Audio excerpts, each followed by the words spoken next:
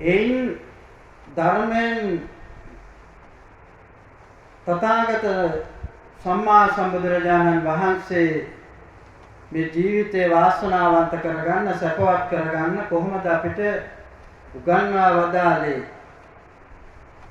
මේ කරුණ කාරණා පිළිබඳව සාකච්ඡා කරමු කල වේලාවේ හැටියට පුළුවන් ආකාරයට කිසි කෙනෙක් මේ වේලාව තුල නිතිය ගන්නට එපා.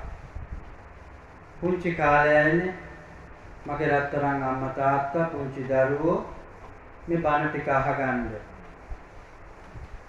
මේ ධර්මාවාදයේ ජීවිතය වලට ලබා ගන්න. එක කනකින් අහලා තව කනකින් පිට කරන්න එපා. එහෙම අහන්න එපා බණ.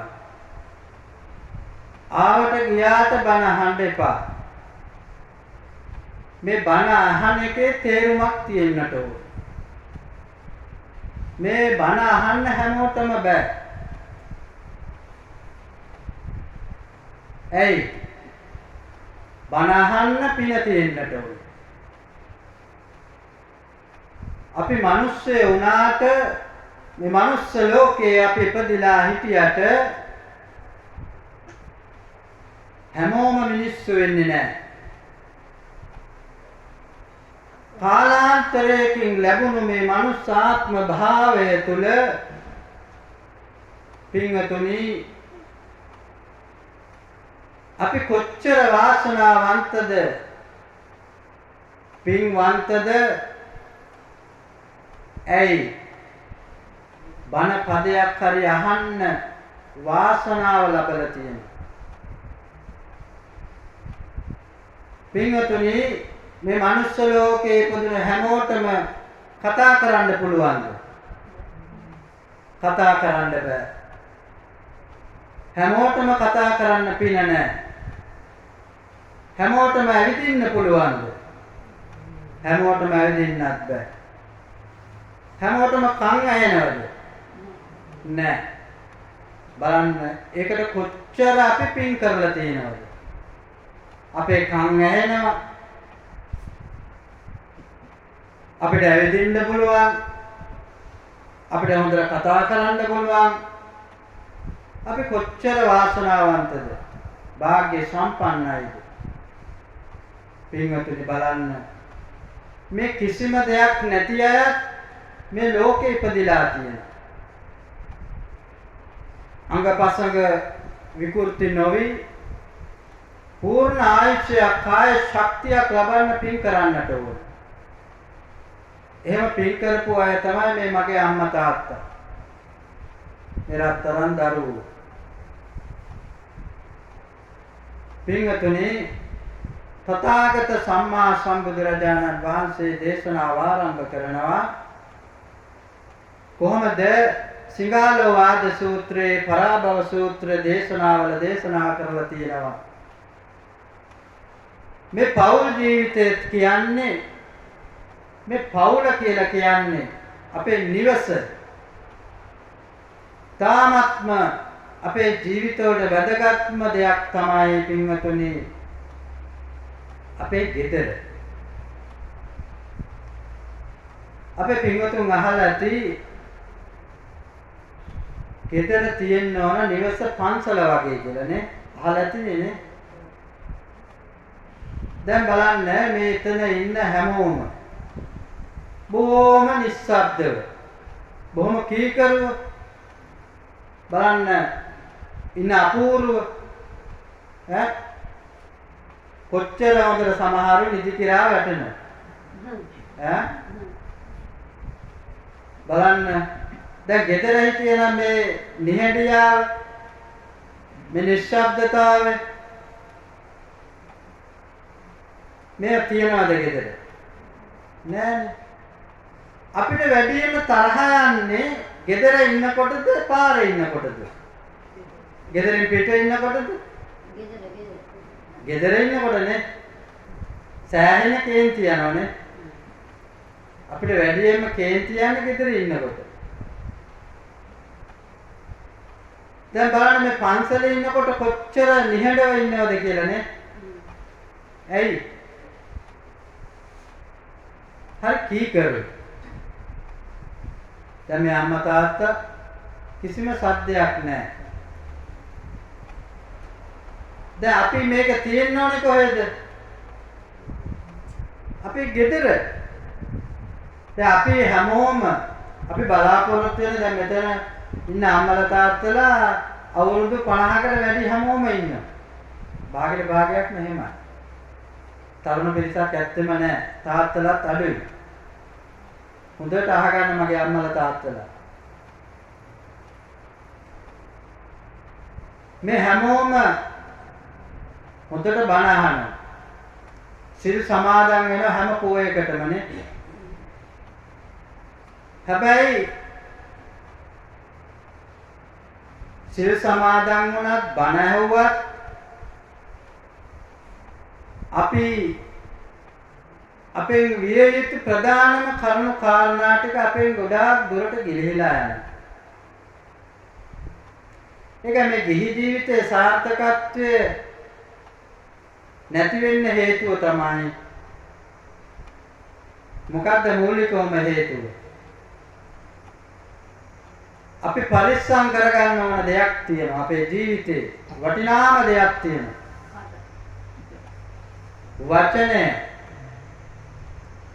මෙතන වැරදුන තැන තමයි අපේ ජීවිතේ වරදින්නේ. තාම පරිස්සමෙන් තමයි අපි මේ කට අරින්නට ඕන. සමහර මේ කට තිබ්බ පළියට කතා කරනවානේ. එහෙම බෑ. මතක තියාගන්න අද ඉඳලා අපේ ජීවිතේ අපිට මෙතෙක් බැරි වුණු අතපසු වුණු මේ දේවල් අපි රැක ගන්න. අපේ ගෙදර සාමාන්‍යයෙන් ගත්තොත් පවුලක 4යි 5යි ඉන්නේ. වැඩි දෙනෙක් නැහැනේ, වැඩි පිරිසක් නැහැනේ ගෙදරක. බොහොම පුංචි පවුලක්. ගෙදරක ඉන්නේ 4-5 දෙනයි. අපි මේ 4-5 දෙනා තුල බලන්න අම්මා තාත්තා දුව දරුවෝ මේ අතර කොච්චර අඬදබර ප්‍රශ්න ගිනි ජාලාවල් තියෙනවද? ලෝකේ බහුතරයක් ගත්තොත් 100%ක් නෙවෙයි 200%ක්ම පවුල අසාර්ථකයි. ඇයි? මේක වැඩියෙන්ම තරුණයන්. පවුල් ජීවිතේ එන්නම විනාශ වෙනවා. සමගිය නැහැ, සතුට නැහැ. ගෙදර දවසින් දවස ගිනිදල් පත්තු වෙනවා. ගින්දර ගොඩක් උඩ ඉන්නේ. සතුටුයි කියලා හිතාගෙන ඉන්න ඕන තැනක් නේද නිවස. ඒ සතුට අද නැහැ. ගෙදර සතුට නැහැ. ගෙදර සතුට නැත්තම් ඇයි වෙන කොහාටවත් ඇයි ඒ සතුට? පිටට ඇයි ඒ සතුට? ගෙදරට නැති අම්මට තාත්තට දරුවන්ට නැති සතුට ඇයි පිටට? කවුද රවට්ටන්නේ? සමහර අම්මලා තාත්තලා ඉන්න දරුවන්ට ආදරේ පෙන්වන්නේ නැහැ. හාමුදුරුවනේ දරුවන්ට ආදරේ පෙන්වන්න බෑ. ඇයි? ආදරේ පෙන්නුවොත් බෑ. දරුවෝ හදන්න බෑනේ. පෙන්වන්න බැරි ආදරෙන් වැඩක් තියනවද? හංගන ආදරෙන් වැඩක් තියනවද? ඇයි ඒ ආදරය? කොහොමද දරුවන්ට තියෙන ආදරය ස්නේහස? අම්මගේ තාත්තගේ. අම්මා තාත්තවත් හරියට මූණට දීලා කතා කරන්නේ නැහැ ගෙදර. එතකොට දරුවෝ එන්න මුහුකුරා යන්න කවදාක සමහර දරුවෝ ඉන්න අම්මට තාත්තට කතා කරන්නේ නැහැ. අම්මා තාත්තා කියන්නේ නැති දරුවෝත් ඉන්නවා. බලන්න. ගෙදර පන්සල වගේ තියෙන්න ඕන තැන දැන් මොකද වෙලා තියෙන්නේ? මේ ගෙදර දිව්‍ය ලෝකයක් බවට පත් කරගන්නත් පුළුවන්. අපායක් කරන්නත් පුළුවන්. කාටද? පවුලට. දැන් කල්පනා කරලා බලන්න තමන්ගේ හිතට හදවතට කතා කරලා බලන්න අපේ ගෙදර කොහොමද කියලා. ආම්තුරු කියන එක හරියද කියලා පොඩ්ඩක් බලන්න. සමහර වෙලාවට හිතනවා අනේ මගේ ස්වාමි පුරුෂයා හොඳටම බොනවා. ඒ නිසා ප්‍රශ්න වැඩි හාමුදුරුවනේ කියලා. මේ අදකේ එකක් නෙමෙයි ඉතින් බොන එකනේ. අම්මා බොන්නේ නෑනේ. තාත්තා ඉතරයිනේ පොඩ්ඩක්. වෙහස මහන්සුනාම අවසර පොඩ්ඩක් බොන්න. පොඩ්ඩක් බිව්වම මොකද වෙන්නේ නේද? හොඳට මතක තියාගන්න. පුරුදු වෙන්න. මොකක්ද? උදේ පාන්දර නැගිට්ටට පස්සේ ඉස්සෙල්ලාම කරන්න මගේ තථාගත ලෝතුරා බුදුරජාණන් වහන්සේට මේක හෙට ඉඳලම කරන්නට ඕන. හැම ගෙදරකම අම්මා තාත්තා මේක පුරුදු කරන්නට ඕන. ඉස්සෙල්ලාම හොඳ වීදුරුවක් අරගෙන වතුර ටිකක් පෙරලා අම්මා මොකක්ද කරන්නට ඕන? කැබිනට් වල තියෙනනේ හොඳ වීදුරු. ඕවා අල්ලන්නේ නැහැ. ඒවා ලස්සනට තියලා තියෙන. පෝෂණයෙන් තියෙනනේ. ඕවා ගන්න නෑ. ගෙනියන්න නෙවෙයිනේ. ඕවා ගන්න. ලස්සන වීදුරුවක් ගන්න ලොකු වීදුරුවක්. අරගෙන අම්මා ඉස්සෙල්ලාම මොකක්ද කරන්නට ඕනේ? පිරිසිදු වතුර ටිකක් පෙරලා මේසුඩින් තියලා තියන්න. ඇයි? තාත්තට වැඩට යන්නට කලින් මගේ භාග්‍යවතුන් වහන්සේට පූජා කරන්න කියලා. මේක කරන්න දිනපතාම සතියක් කරන්න බලන්න. මම මේ කියන එක හෙට පටන් ගන්න සතියක් කරන්න. අර ගින්දර නිවනවා. ගිනිදැල් සිසිල් කරනවා. වරු 3ෙන් නෙවෙයි සතියෙන් ඈ. වරු 3ෙන් කරන්නේ නැහැ. සතියෙන් කරනවා. සතියෙන් කරන්න. කිසි කෙනෙක් ගෙදර විශේෂයෙන් අම්මා තාත්තා මතක තියාගන්න දරුවෝ ඉදිරියේ බිරිඳ ස්වාමියා ඉදිරියේ උඹ කියලාවත් කතා කරන්න එපා. මේ ගෙදර උඹ කියලාවත් කතා කරන්න එපා. පැහැදිලිද මං කියන එක? තෝ කියලාවත් කතා කරන්න එපා. සමහර වෙලාවට අහනවා අම්මා තාත්තගෙන් අහනවනේ කෑවද කියලා අහනවනේ. අහනවනේ. ඊවල අහනවා සාමාන්‍ය මේ පැත්තේ කොහොමද කියන්නේ? කෑවට පස්සේ කියනකොට කෑවා නම් කෑවයි කියනවා නැත්නම් නැහැ කියනවනේ. සාමාන්‍ය කොහොමද පටන් ගන්නේ? ඒතෝ දැක්කේ නැද්ද මං කෑවද නැද්ද කියලා? ඈ? ඔන්න ඔහොමයි කතා කරන්නේ. දැන් බලන්න සාමාන්‍ය දරුවෙකුට කියන්න බලන්න කන්න කියලා. තුන් පාරකට වැඩි කියන්නේ මගේ පුතේ ඔබ කාපම් බත් ටික කියලා අන්න බෙදලා බත් ටික දෙන කන්න කියලා. මොකද කියන්නේ? අඩිය හයියෙන් පොළවේ ගහලා, ගිරිය හයියෙන් කෑ ගහලා හිතු කන්නම් කියේ. අම්මා කන්න හදන. බත් නෙවෙයි කන්නේ අම්මා කන්න හදන. ඇයි? ඒ තරම් තරහෙන් ඉන්නේ. නිතරම ඉන්නේ පිපිරි. අබ පුච්චන්න ඕනේ මූණට විසි කරා නම් ඇති. කුකුරන. ඇයි ඒ? දරුවෝ ස්වාමියා බිරිඳ අතර සම්බන්ධතාවයක් නේ. අපි අර ඉස්සර තිබුණ කෑම මේසේ රාත්‍රියේ හැමෝම එකට එකතු වෙන තැනක් තමයි මේ කෑම මේසේ.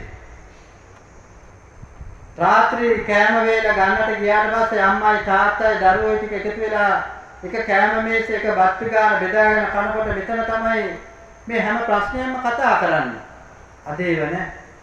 අද මඩක්කුවට කෑම ටික බෙදාගත්ත ගියා අබුගෙලට වාඩි වුණා කෑව. ආයේ අනිත් එක කෑවක් දන්නේ නැහැ මොකෑවක් දන්නේ නැහැ මුකුත් නැහැ. කෑව හේදුවා ගියා ගත්ත උදැල්ලා ගත්ත ආ ගියා. අර දේවල් නැහැ. මේ පරණ අම්මලා තාත්තලා දන්නවා ඇති. කෑම මේසේ තමයි මේ හැම ප්‍රශ්නයක්ම කතා කරන්නේ. අම්මා කියන මේ හැම දෙයක්ම තාත්තට ලෑට ආපුවාම දුවනම් ටිකක් හරි දැන් දඩබ්බරයි. හරි අමාරුයි. පන්ති යනවා කියලා යනවා කොහෙද දන්නේ නැහැ. තාත්තා මේ හැම දෙයක්ම අහගෙන ඉන්නේ. අම්මා ඔක්කොම මුළු දවසම පටිගත කරලා ඔක්කොම තාත්තා ආපුවම කියන්නේ. මේ කියන්නේ කෑම මේසේ. හැබැයි දරුවෝ ඉන්නකොට කියන්නේ නැහැ. ඒගොල්ලෝ කාමරේට ගියාට පස්සේ කියන්නේ. ලොකු පුතා ටිකක් හරි අමාරුයි. නිතරම බයික් එක අරගෙන ඔය රවුම් ගහනවා කොහේ යනවද දන්නේ නැහැ. රස්තියතු ගහන පොඩ්ඩක් හොයන්න වෙයි. එන්නේ රෑ වෙලා. හැම දෙයක්ම තාත්තා මෙත අම්මා කියන හැම දෙයක්ම අහගෙන හොඳට කල්පනා කරලා අම්මා හැම කෙනෙක් කියනම මේක තාත්තට කියනවා. තාත්තා මේ හැම දෙයක්ම ඉතල අරගෙන එයා තමයි මේ දේවල් දරුවන්ගේ ජීවිත, බිරිඳගේ ජීවිතේ ගැන හිතන්නේ. සමහර තාත්තලා හිතනවා දරුවෝ අපිට වඩා ඒ අය අපි කෙරෙහි ගොඩාක් ආදරය සෙනෙහස දක්වන ආසෙම අපිනුත් ඒ දේ ලැබේ කියලා ඒගොල්ලෝ බලාපොරොත්තු. හැබැයි තාත්තලා නම් අංශුවක්වත් ඒක පෙන්වන්නේ නැහැ. අර මම මුලින් කිව්ව විදිහටම ආදරේ පෙන්වන්නේ නැහැ, ආදරේ දෙන්නෙත් නැහැ. මේ දේ නැති වුණාම මොකද වෙන්නේ පවුලේ? අම්මගේ තාත්තගේ ආදරය තමන්ගේ දරුවන්ට නැති වුණාට පස්සේ මානසිකව දරුවෝ පීඩනයකට ලක් වෙනවා. එයාගේ ආදරය, එයාගේ කරුණාව, දයාව එයා වෙන පැත්තකින් එයා හොයන්න බලාගෙන. එයාට මේ සමාජය තුල ගොඩනගෙනවා යම් කිසි පිරිසක්. ඒ අයත් එක්ක එයාගේ බලාපොරොත්තු ඉෂ්ට කරගන්න එයා බලනවා. හැබැයි අම්මා තාත්තා මේ ගැන හොයන්නේ නැහැ. ඊට වැඩි වැඩිනේ අම්මට තාත්තට. උපකාරක පන්ති යනවා කියලා යනවා. රැකී ආරක්ෂාවල් වලට යනවා. එතකොට මොකද වෙන්නේ? දරුවෝ ගැන හොයන්න වෙලාවක් නැහැ. අම්මගේ තාත්තගේ ලැබෙන්න ඕන දේ නොලබුණාට පස්සේ මේ පුංචි මනස විනාශ වෙනවා. අද සමාජයේ බහුතරයක් ගත්තොත් හැම තැනම මත්ද්‍රව්‍ය. පඳුරක් ගානේ මේවා තියෙනවා. අද ඉස්කෝලවලක් තියෙනවා. පාමිසිවල අනන්ත අප්‍රමාණ තියෙනවා මේ පෙති. අමල තාත්තලා කවදාවත් නිකන්වත් දරුවෝ ගැන හොයලා බලනවද? රැල්ලට එකතු වුණාම මොකද වෙන්නේ? මතක තියාගන්න. හරි වැදගත් පින්වතුනි මේ කල්යාණ මිත්‍රත්වය. මේ කල්යාණ මිත්‍රත්වය Tamanට නැති වුණාම, පාප මිත්‍රයෝ එකතු වුණාම තමන්ගේ ජීවිතේ තමන් නොදැනුවත්ම විනාශ වෙනවා. බලන්න අපේ බෝසතාණන් වහන්සේට මේ ජීවිතේ සාර්ථක කරගන්නට, බුද්ධත්වය ලබා ගන්නට බෝධිසත්වයන්න් වහන්සේට උපකාර වුණේ කවුද ඉස්සෙල්ලාම? තමන්ගේ ළඟ හිටියේ කවුද? පිරිඳ. බලන්න කොච්චර වාසනාවන්තද කියලා. ඇයි අපිට බැරි මේ විදියට ඉන්න? දැන් බලන්න කොච්චර ප්‍රාර්ථනා කරලා තියනවද කියලා. දැන් මේ අම්මා තාත්තාත් ප්‍රාර්ථනා කරනවා. දැන් මේ අම්මලා ප්‍රාර්ථනා කරලා තියනවද මට මේ ලැබුණු ස්වාමි පුරුෂයාම මතු භවයේදීම ලැබියන් කියලා? ප්‍රාර්ථනා කරලා තියනවද? දැන් තාත්තලා මේ ලැබිච්ච අම්මා ස්වාමි දිනිය සංසාරේ නිවන් දකින්න පුරාවටම ලැබියන් කියලා ප්‍රාර්ථනා කරනවද? ප්‍රාර්ථනා කළා තියෙනවද? ඇහුවොත් නම් කියාවේ අනේ හාමුදුරනේ කරන්න බැරි දෙයක් නැහැ, කරගන්න දෙයක් නැතුවට ඔය ඉන්නවා කියා. නේ? ඒ තරම් ප්‍රශ්න ගොඩක් උඩ ඉන්නේ. මං ඒකනේ කිව්වේ ගෙදර ගින්දර ගොඩක් උඩ ඉන්නේ කියලා. සතුට තියෙන්න ඕන තැන ආද මොකද වෙලා තියෙන්නේ? දුක විතරයි. ගෙදරින් පිට තමයි හැම දෙයක්ම තියෙන්නේ සතුට තියෙන්නේ. නිවෙස තුල නැහැ. ඒකට මොකද අපි කරන්නට ඕන? බලන්න කල්පනා කරලා තමන්ගේ දරුවෝ තමන්ට තමන්ගේ වැඩහිලි හොදපු දවසක් තියනවද? අම්මා තාත්තගේ රෙදි හොදපු දවසක් තියනවද කියලා තමන්ගේ දරුවෝ තමන්ට කන්න ටික බත් ටික බෙදලා පිගානට දීපු දවසක් තියනවද කියලා වතුර ටිකක් රත් කරලා නාවපු දවසක් සාමාන්‍යයෙන් අම්මලා තාත්තලා කියයි අනේ මගේ දරුවෝ කරන වෙලාවක් නැහැ කියලා. එහෙමනේ කියන්නේ ගොඩක් අම්මලා.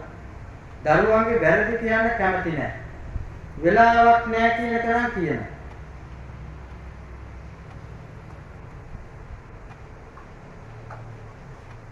කවදාකවත් වැරද්දක් කියන්න කැමති නැහැ. අපි කොච්චර හම්බ කරත් ඇති වැඩක් තියනවද? අහස උසට අපි පොත් පිරෙන්න බැංකු පිරෙන්න මිල මුදල් හම්බ කරාට යාන වාහන ගෙවල් දොරවල් ඉඩකඩම් අරගෙන ඕවා හැදුවට අපිට වැඩක් තියෙනවද? දරුවන්ගේ ස්වාමි පුරුෂයාගේ බිරිඳගේ සතුටක් ආදරයක් නැත්තම් වැඩක් තියෙනවද? අපි බලාපොරොත්තු වෙන්නේ මොනවද?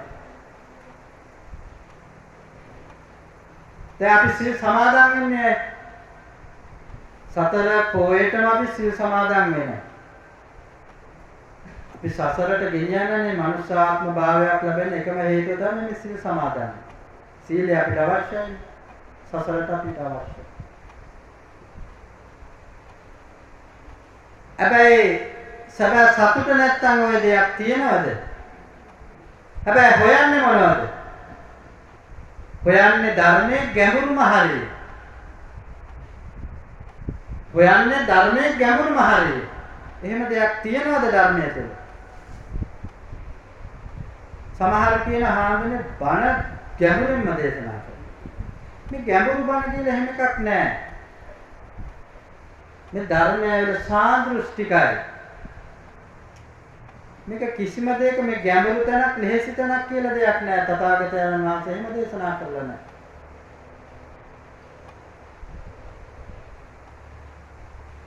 අපි හොයන්න ඕනේ මොනවද? නමුත් හොයන්නේ මොනවද? හොඳට කල්පනා කරන්න බලන්න.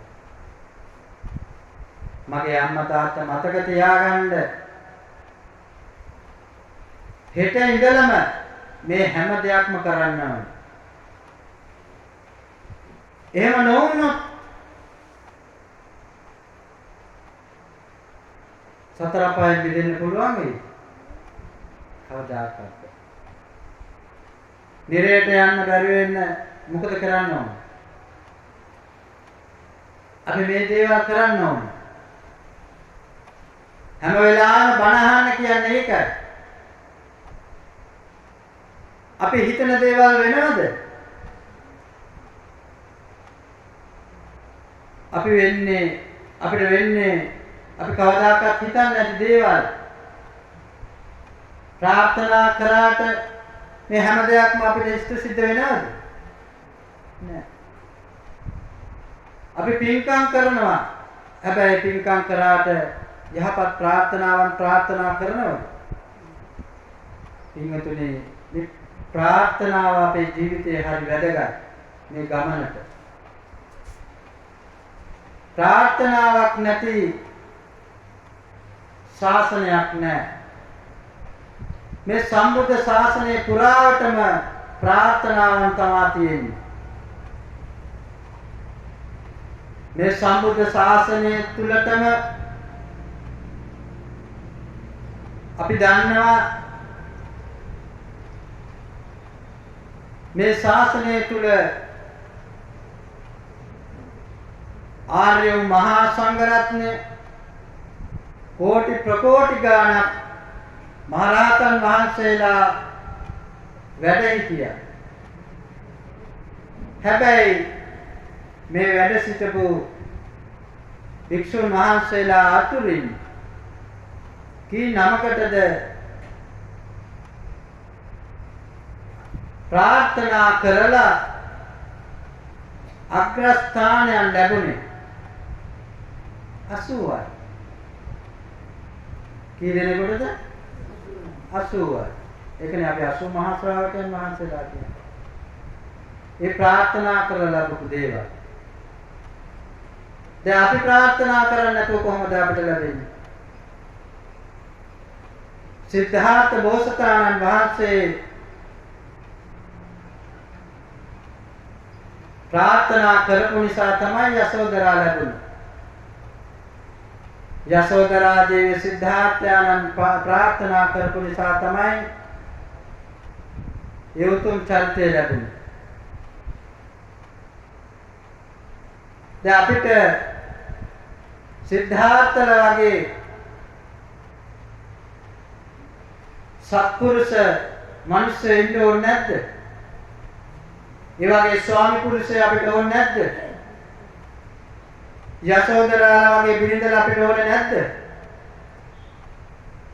අපි කවුරු අයද ප්‍රාර්ථනා කරන්නේ? චන්නල වගේ කල්යාණ මිත්‍රයෝ අපිට අවශ්‍ය වෙන්නේ නැද්ද මේ ජීවිත ගමනට? අපිට කවුරු වගේ අයද අපි ප්‍රාර්ථනා කරන්නේ? ඊර්ෂ්‍යාව, ක්‍රෝධය, වෛරය, දුෂ්ටකම, කුඩුපේරුකම මෙච්චරයි අපිට ඉතුරු වෙලා තියෙන්නේ. හැම වෙලාවකම පිච්චි ඉන්නේ මේවයින් මත. කවුරු නිසාද? අනුන් නිසා නෙවෙයි. මේ හැම දෙයක් කරන්නේ අනුන් නිසා නෙවෙයි. Tamanට මටයි කියලා මොනවද අපි කරගත්තේ? මොනවද කරගෙන තියෙන්නේ?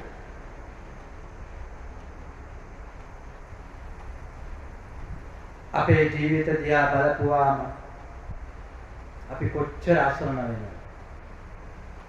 ඇඬුවොත් කොච්චර අඬන්න වෙනවද? ආපස්සර ජීවිතේ හැරලා බැලුවා කියනවා. සතුටු වෙන්න පුළුවන් කියලා තැනක් තියෙනවද?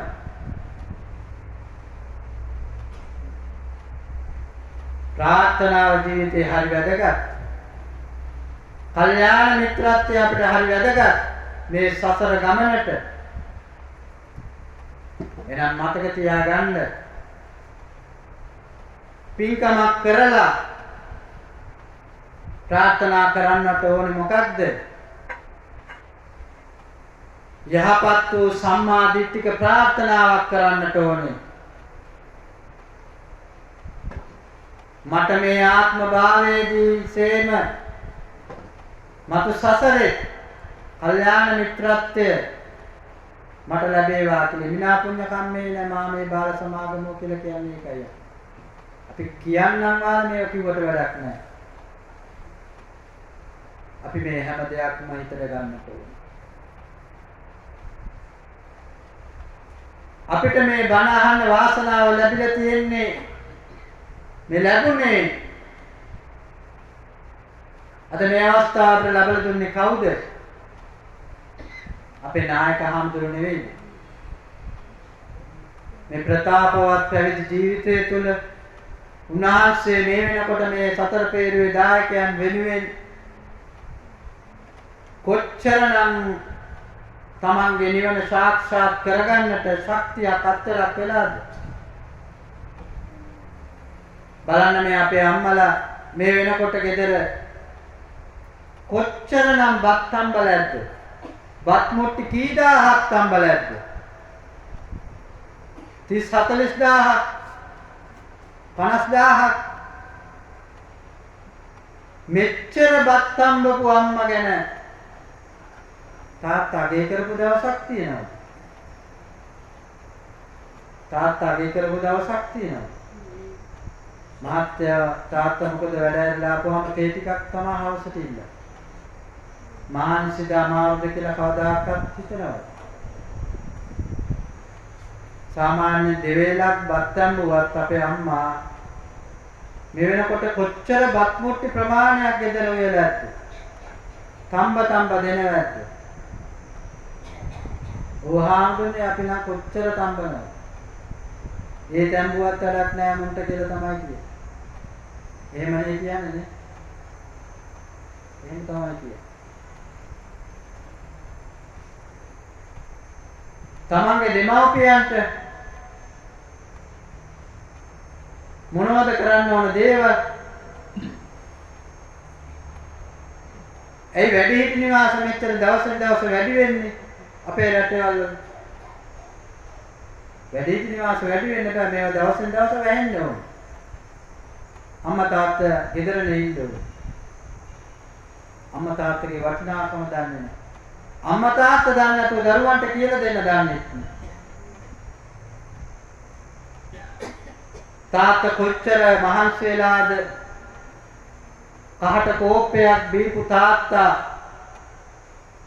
උදේට පිට වෙලා හැන්දෑවට ගෙදර එන්නේ කොච්චර වෙහෙස මහන්සි වෙලාද මහ පොළොව වගේ ඉන්න තාත්තා කවදාකවත් අපි තාත්තගේ අත් දෙක බලලා තියනවද? තාත්තා අත් දෙක පෙන්නලා තියනවද? මෙන්න බලපං උඹලා වෙනුවෙන් දුක් විඳලා මගේ දෑත කරගට කවදාකවත් මගේ තාත්තා එහෙම කියලා තියනවද? මගේ දරුවන්ට පෙන්නලා තියනවද? කවදාකවත් නැහැ. ඇයි? ඒ තරම් මේ තාත්තා මහ පොළොව එක්ක පොර බදන කෙනෙක්. කොයි රැකියාව කරත් තාත්තා කියන්නේ මහ පොළොව වගේ. මේක හරි අමාරු කාර්යයක්. සමහර වෙලාවට තාත්තා වෙහෙස මහන්සි වෙලා හැන්දෑවට පොඩ්ඩක් චුට්ටක් බීලා ආපුවාම අම්මා මොකද කරන්නේ? අර කුස්සියේ තියෙන හට්ටි මුට්ටි ටික පිටන් කෝප ටික සාලට එනවා නිකන්. අදක් බීලා ඉන්න. දරුවෝ ටිකක් බලාගෙන ඉන්නේ. මේක බොහෝ නිවෙස්වල තියෙන. හැබැයි කවදාකවත් තාත්තා වෙහෙස මහන්සිලා ආපු වෙලාවට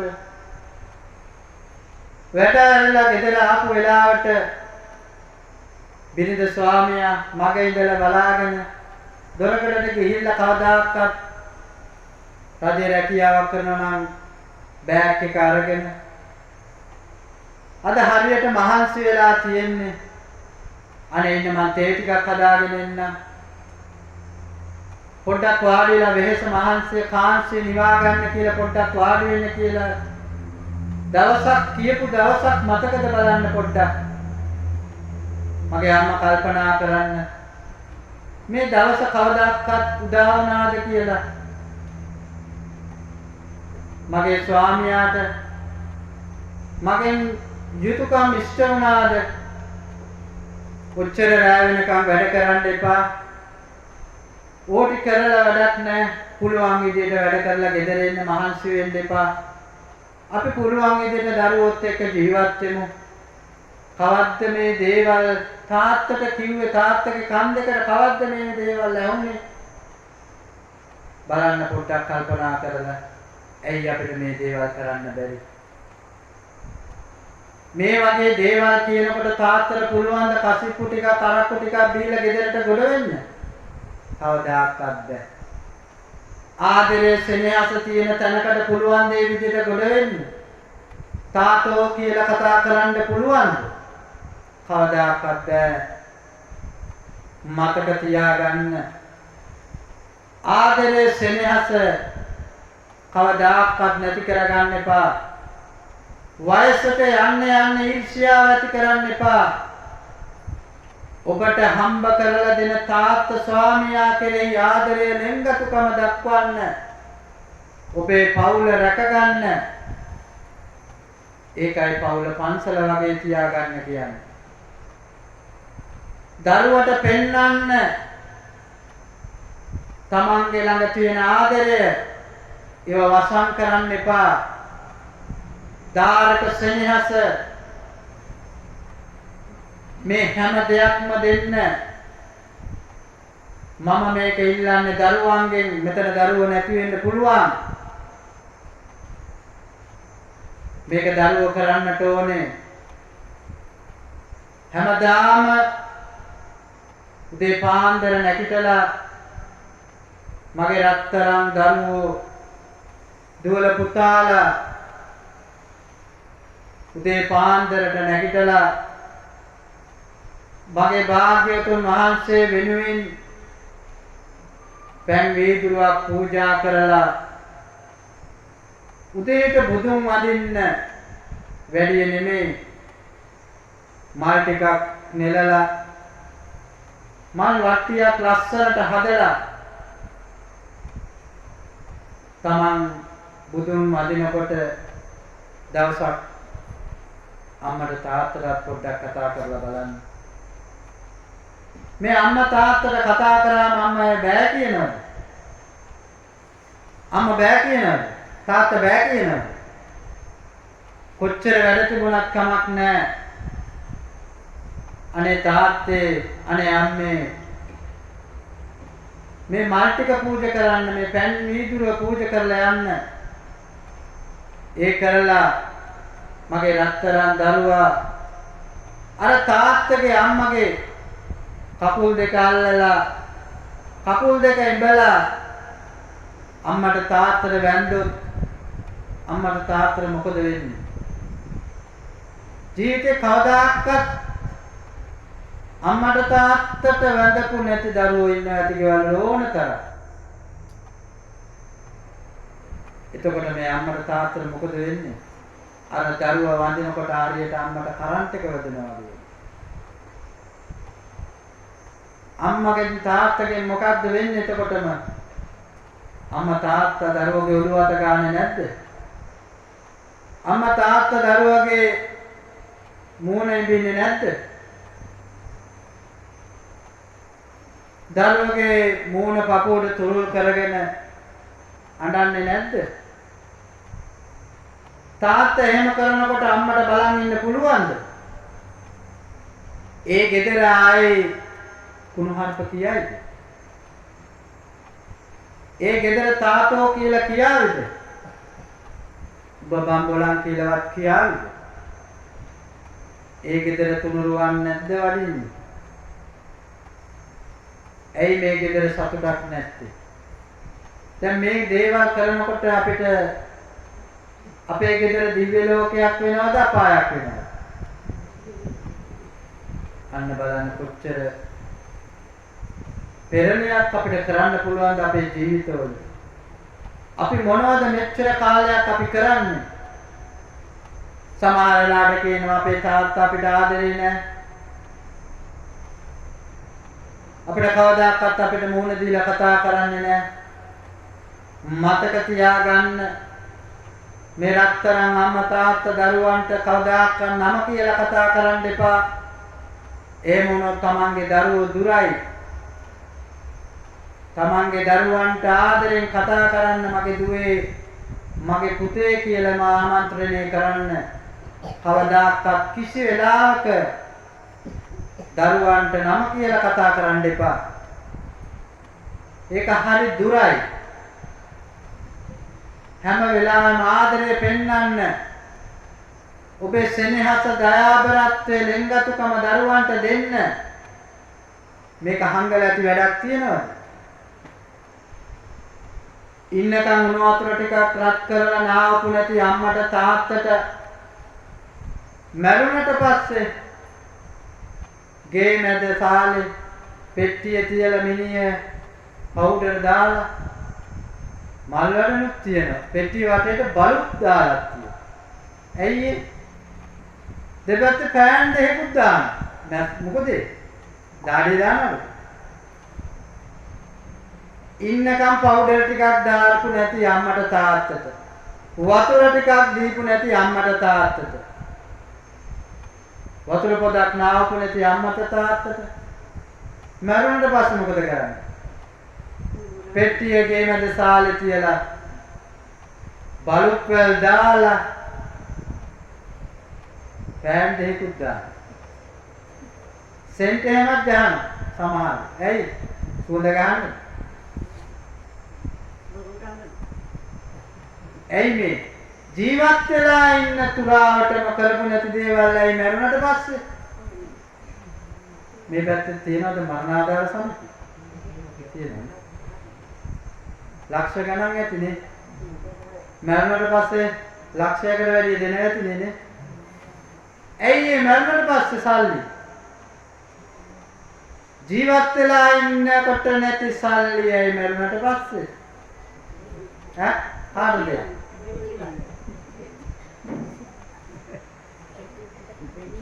පෙට්ටිය ගන්න. බලන්න. ඇයි මේ වගේ දේවල් කරන්නේ? අපේ අම්මලා තාත්තලා ජීවත් වෙලා ඉන්නකොට අඩුම ගානේ රුපියල් 50000ක් අත ගාපු නැතිද අම්මලා තාත්තලා නැති ඕන තරම්. ලක්ෂ ගණන් මරණ ආධාර සම්පති මරණයට පස්සේ ඒව දෙන්න. මරණයට පස්සේ සල්ලි දීලා ඇති වැඩක් තියෙනවද? ජීවත් වෙලා ඒව නැත්තම් ඇයි ඒ දේවල්? කාට පේන්නද? කවුරු රවට්ටන්නද? කවුරු සනසන්නද?